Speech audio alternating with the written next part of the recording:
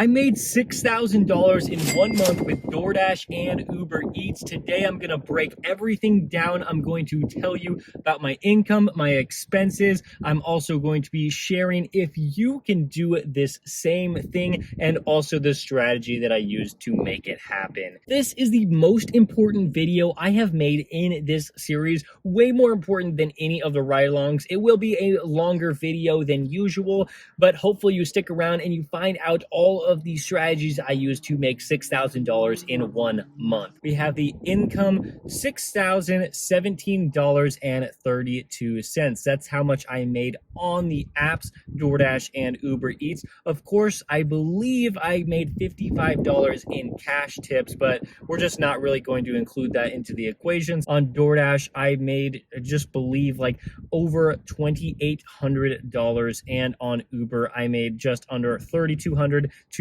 make that $6,000 goal. Now, I think that is so amazing. I did say that it was in 1 month, but I did work 31 days. I started on March 31st and I worked all the way through the end of April. So I think, like, yeah, I did work 31 days. It wasn't exactly a month, but it's 31 days. I could have done this in May, in the next month, and that totally would have been 31 days. But I did work 5 weekends and I worked 4 weeks. So I guess like Monday through Thursday, I had 4 of those, and then Friday through Sunday, I had 5 of those. I set the challenge up in a way to make it easier to earn the $6,000 that way, but I think even if that didn't happen, if I just worked a little bit extra, I still could have made that $6,000. After going into my delivery driving app that I use to calculate my mileage and the hours I worked, I found that I worked 172 hours. That's actually significantly less than what I thought I needed to make this happen. My hourly total, that comes out to right around $35 an hour. So insane. Like I told you, most of the time that I spent delivery driving was Friday, Saturday, and Sunday, the busiest times in my market and probably in your market as well. And so I really wanted to maximize my earnings in that way. I really didn't want to work. I hardly ever worked a Tuesday or a Wednesday. I think I only did that on the very last week of the challenge, just because I needed that little extra money to get to the $6,000. My mileage was 2,468.7 miles in order to make the $6,000. That comes out to like $2.45 per mile. I do think that I usually average around like $2 a mile. I mean, when the orders I accept, I want the orders to be like $2 or $3 per mile. But well, of course, you have to calculate like the driving back to the hot spots. That's a lot of the mileage there. Not a lot, but like it's a significant chunk of it. We're already starting to talk about the mileage, so let's get into the mileage deduction. That for the year 2023, as a independent contractor, you have to track your mileage. Well, I guess you don't have to if you don't want the tax breaks, but if you want the tax breaks, you should be tracking your mileage. So it's 65.5 cents for every mile that you drive. That's what you're going to be able to deduct from your income on your taxes at the year end.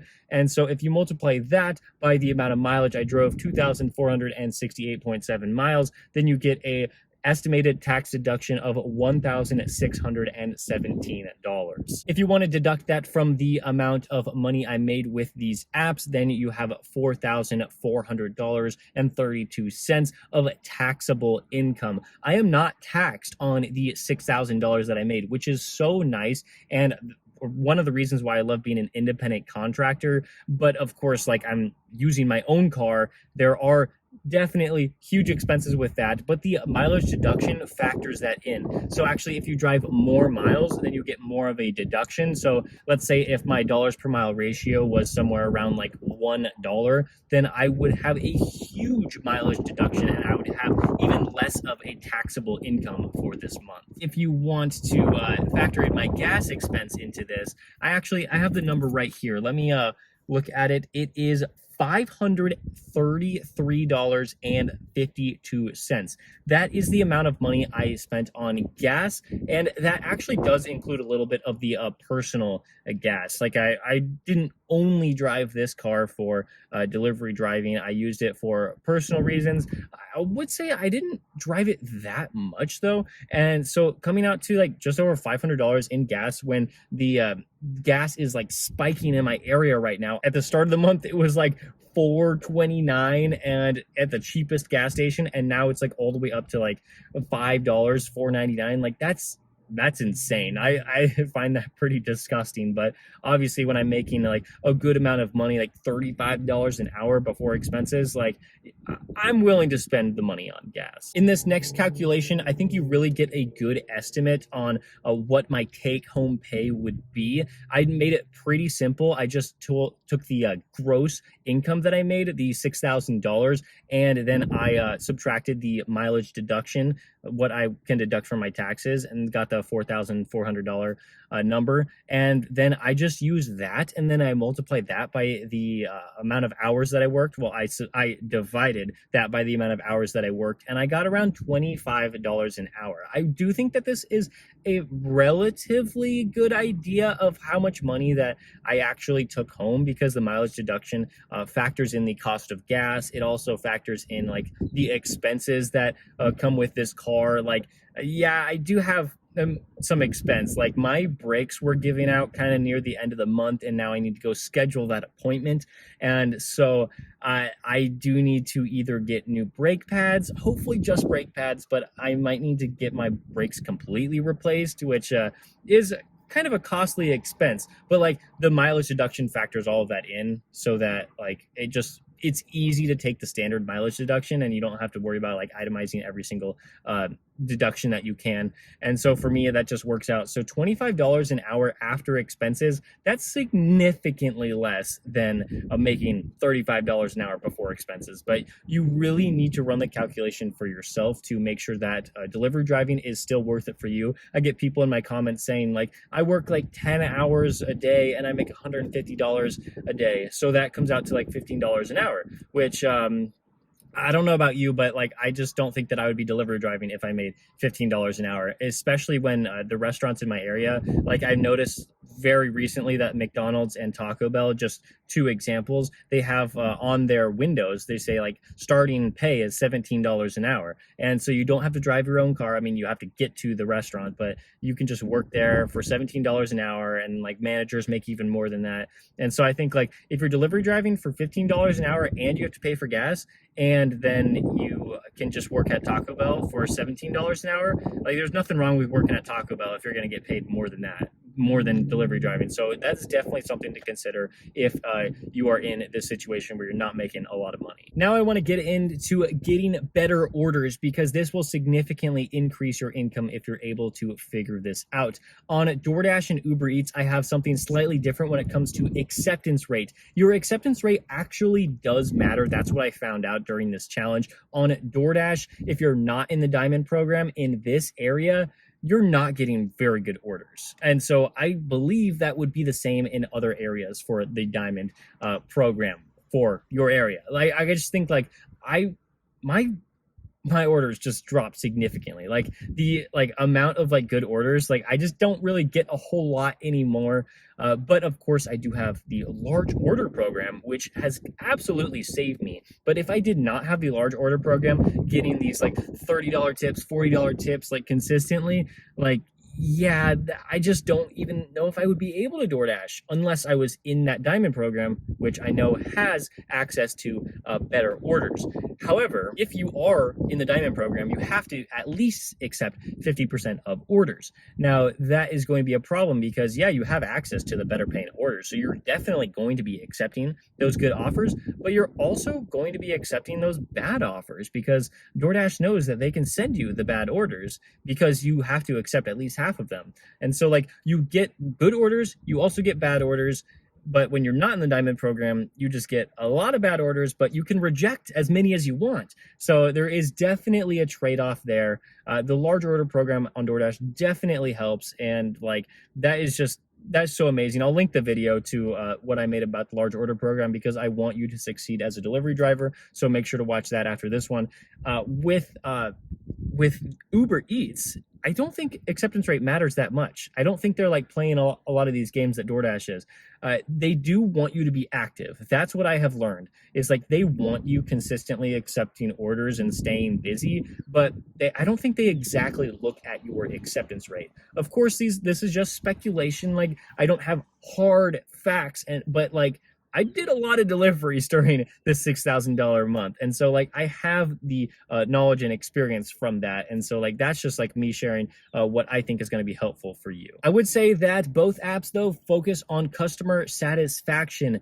They want delivery drivers to be driving to customers that have rated them highly in the past. So let's say you get a thumbs up from Uber Eats from a customer, or you get a 5-star rating from DoorDash from the customer. Like DoorDash and Uber Eats, they're going to want that customer to have the same 5-star experience that they already had previously. So I found I was actually delivering to a lot of the same customers over and over and over again. There's at least like 3 customers that I delivered to at least 4 or 5 times just during these 31 days. And I don't think that's a coincidence. Yeah, I may have been in that area to just happened to be in that area with the restaurant and being close enough to the customer. Like, I don't know, but they order from different restaurants frequently. And so like, I really do think that DoorDash and Uber Eats are going to like prioritize like those drivers for the customers that rate them well. So if you are accepting a lot of $3 orders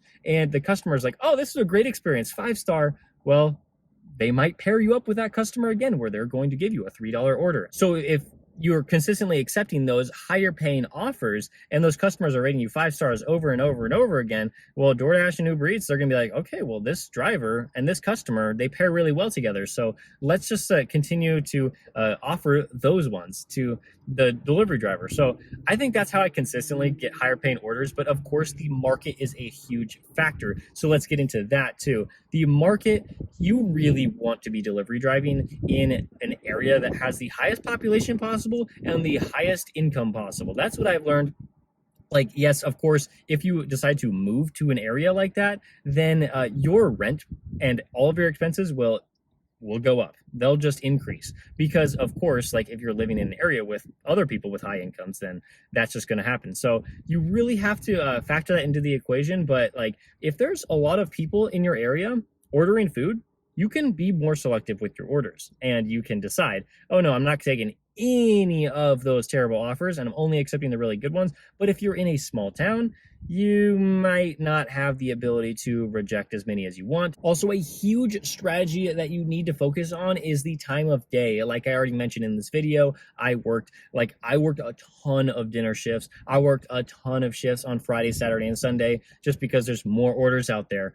And dinner, especially, they're ordering more food because they might be ordering for their families. And so like that just makes sense. They order more food, they tip higher. That's just how it works because DoorDash and Uber Eats base it off like a percentage of the customer's order that they're going to tip, or at least that they're going to suggest that the customer tips. And so you just have more orders out there and you have higher paying orders. So it just totally makes sense. I know people like to deliver during the day and lunchtime because everybody else is working at that time. You feel like you should be working at that time, but you might just need to work unconventional hours in order to make sure that you are maximizing your earnings. Now onto the application of if you can make $6,000 in 1 month with DoorDash and Uber Eats. Well, I would say almost every single person can make $6,000 a month. I'm not saying that you should make $6,000 a month, but I think that you can. Now, of course, you might have to work like 100 hours a week to make it happen. So like maybe that's not the best use of your time, but I really do think that if you want to just go hard, it's out there. And of course, if you're in a town of like 5,000 people and people don't order DoorDash or Uber Eats, that's going to be really difficult. And maybe you shouldn't do that. Maybe you should go find a different job where you can like make more money. But I do think that it's out there if you really want to do it. Now, for me, of course, I work like 40 hours a week. So, of course, that is a great use of my time, making gross $35 an hour. And after all of the expenses, about like $25 an hour. That's very solid. And I will absolutely take that, especially because I can go online whenever I want. But for you, I really think that you need to be implementing all the strategies I've been talking about in this video to make sure that happens. You might not reach $25 an hour. You might not reach $35 an hour, but you definitely can increase your income with a lot of the tips that I share here on this channel and especially in this video. The market and the strategy, it just goes hand in hand, and like you really do need to have both if you're trying to make the most money possible. But of course, if you're not in the best market possible and you can't drive like 20 minutes, like I'd say like 20 minutes or less to a really good area, like just like work with what you have. Work with what you have and try to make the most that you can. I really hope that I helped you out in just some way and you can start making more money as a delivery driver, or possibly looking at other things because you realize that maybe delivery driving just isn't for me. Thank you so much for watching this video. If you missed any videos in the playlist, it'll be right there. It'll start you from the very beginning so you can watch the $6,000 month all the way through. Thank you so much for watching this video. I'll see you next time.